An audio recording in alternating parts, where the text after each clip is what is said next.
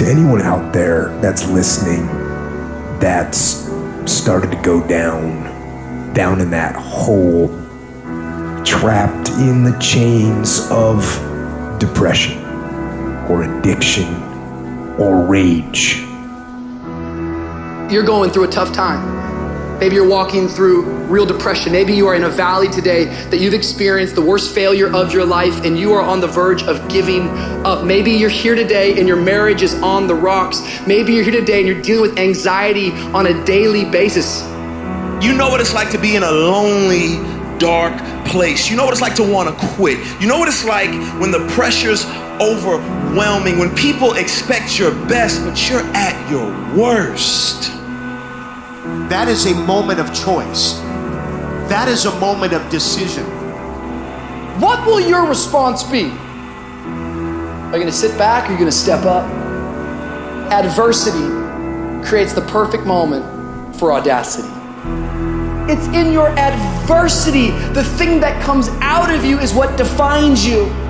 When life is squeezing you and pressure is on you, what's really inside of you? See, there's some people in this room right now that you need to hear this loud and clear. You need to get this in your spirit, because I don't know what you're walking through, but some of you right now, you are in a tough season. An event has happened and something's happened and maybe you have failed. But I want to remind you that failure is not final, it's formative. It is part of the process. It's part of the journey.